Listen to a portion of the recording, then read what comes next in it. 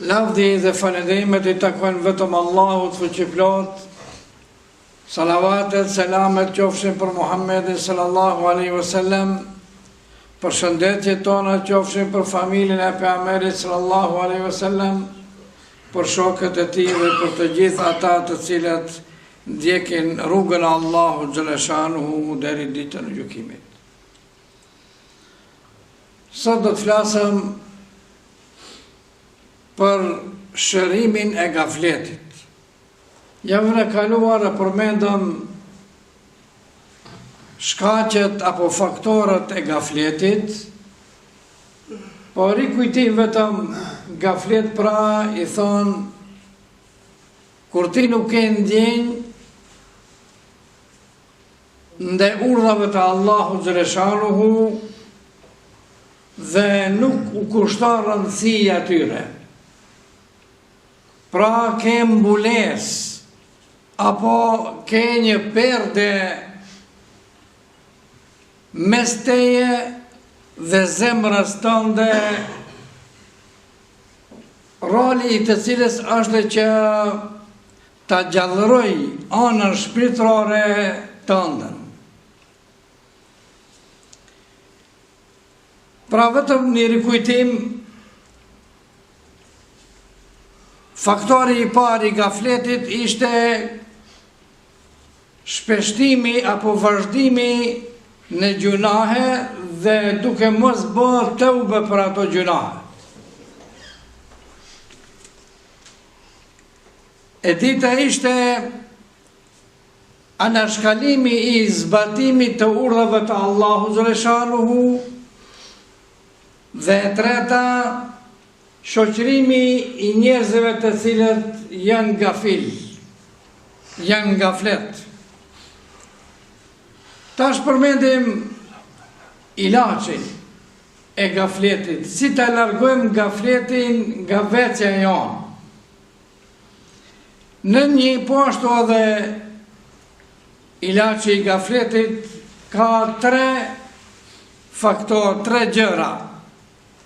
E para, ta shpeshtojmë dhikrin e Allahut xhaleshanuhu.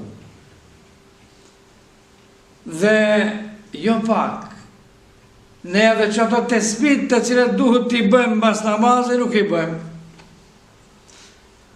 Allahu xhaleshanuhu thot: "Wadhkur rabbaka fi nafsika", edhe ma vonë pak thot: "Wala takun minal ghafilin". Përmende Allahu xhaleshanuhu Zotin tënd në veten tënde dhe më pas thot dhe mos u bën prej gafilve. Do më thënë mos përmendja Allahu xhaleshanuhu sjell gaflet. Ka ajete tjera ku thot Allahu xhaleshanuhu kërkon prej neve që ne ta shpeshtojmë dhikrin e Allahu xhaleshanuhu dhe në mas të madhe të përmendim. Wadhkurullaha dhikran kathira, dhe përmendja Allahu xhaleshanuhu në mas të madhe. Sa e përmendim Allahu xhaleshanuhu, ajde jashtë namazit ne. Kur ulemi apo duke punu nuk ka lidhje, apo duke lëviz edhe ta përmendim Allahun fuqiplot. Shumë pak u foli për individ, po për masën dërmuese. Do të thonë shumë pak e përmendim Allahun xhaleshanuhu. Ndërsa të përmendurit e Allahut xhaleshanuhu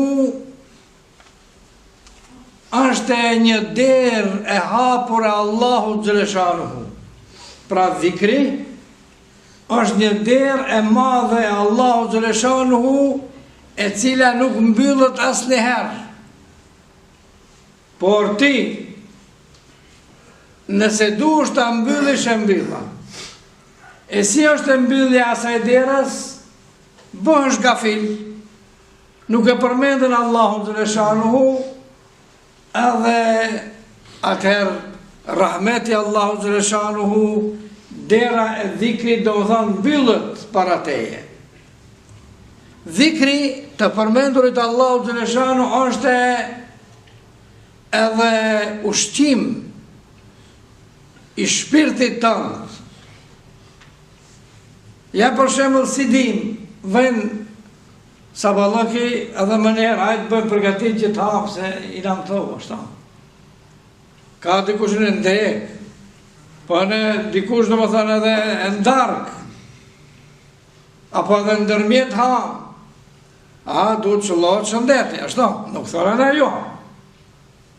Ama, a nuk shka ndërmend që të ushqesh edhe shpirtin tënë, edhe zemrën tënë dhe zemrën. Fa innaha la ta'mal absar, Allahu në shënë thëtë.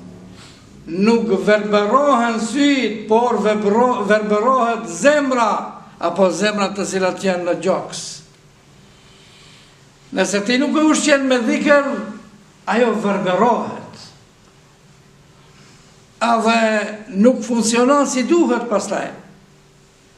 Atëherë, je në gjendje të bësh gjunahin Allahu xhaleshanuhu, edhe hiç nuk e ndjen vetën se bësh një gabim. Hiç, pa problem. Prandaj, ne duhet të mundohena që të përmendim Allahu xhaleshanuhu sa më shumë. Pejgamberi sallallahu alaihi wasallam në një hadith thot, shembulli i ati që përmend Allahun dhe ati që nuk përmend Allahun fuqiplot, është sikur i gjalli dhe i vdekur. E përmend Allahun i gjalli, ke gjallëri, shtëpia jote ka gjallëri, nuk ka fesat, nuk ka përleshje, nuk ka probleme. Nuk e përmend Allahu fuqiplot, atëherë do të thonë si njeriu i vdekur. Edhe pse ecën, ti ecën, por zemrat ka vdek. Zemrat ka vdek. Në një transmetim tjetër pejgamberi sallallahu alaihi wasallam thotë: "Mathalul bayti alladhi yudhkaru fihi Allah." Shembulli i shtëpisë që përmendet në të Allahu xhaleshanuhu dhe i shtëpisë që nuk përmendet, është sikur i gjalli dhe i vdekuri. A besoni, hin për shembull në një shtëpi që nuk përmendet Allahu fuqiplot, edhe pse me kvadat mundese shumë e madhe, me orëndi shtëpijake mundese, në më thënë, shumë lartë. Ama fesatet mdoja ka. Buri nuk folën me gruan, gruja nuk folën me burin. Njëni ullët më një skaj, qëtër më skaj qëtër, edhe çdo njëri e merë telefonin, edhe çdo njëri e ka jetën e vetë private atri. Para me do. Sikur me shku, jo në hotel, për nuk e di ku. Dhe më thanë, nuk ka as muhabet, as që i shkon ndërmend, as nanës, as babës, ku i ka fëmijët? As pak, nga tresat mdoja vejnë, buri vejnë një ditë natës, gruja nuk e di ku ka shku, gjani nuk dihet ku ka shku, vajza ku ka shku me shoqet e saja, do më thënë, kitë nga tresa. Ndërsa, mund të hesh në një shtëpi që është me këfatatur shumë e vogël, me zej se i ze vendi për me flet ato. Ama, gjallëron ajo shtëpia, as fesate, as probleme, çdo njëri në kohë vjen, çdo njëri e respekton tjetrin. Pse? Se ajo nuk është shtëpi e vdekur. Ajo është shtëpi e gjallë, gjallëri ka atë. Prandaj thotë Allahu xhallahu nuk verbrohen syt, po verbrohet zemra. Pra, E kjo si bëhet? Kjo normal do më thonë bëhet kur ne e përmendim Allahun fuqiplot, këthira, dhikran këthira. O ju besimtar, përmend një Allahun në numër të madh. Do më thonë jo pak, përmendja shumë Allahun xhaleshanu. Prandaj dietarët thonë, a dush ta shohësh se a e ke të gjallë zemrën apo të vdekur? Kërkoha zemrën tënde në 3 vende. Edhe të shohësh a e gjallë, a e vdekur, a është e verbër apo që sheh.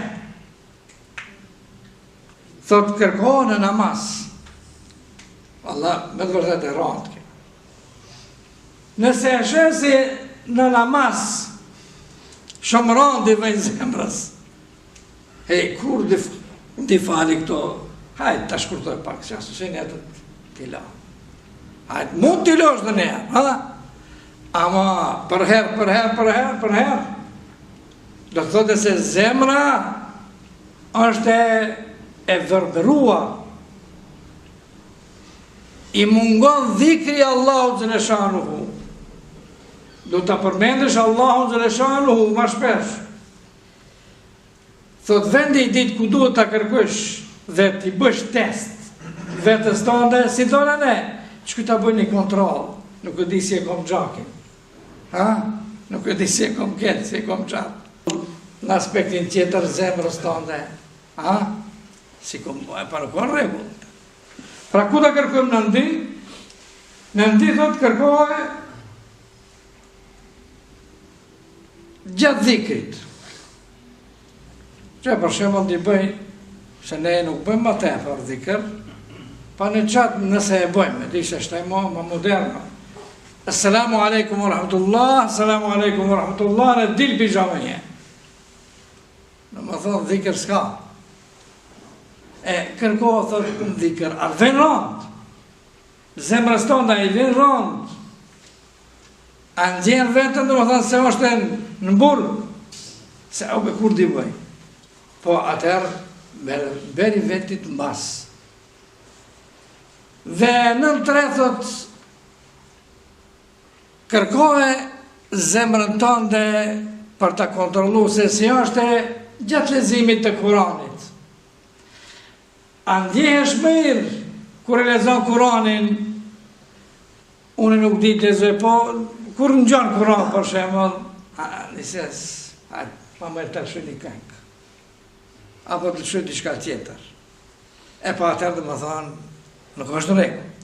Pra, o ju besimtar, dhkurullahe dhikran kefira, përmendja Allahun shumë.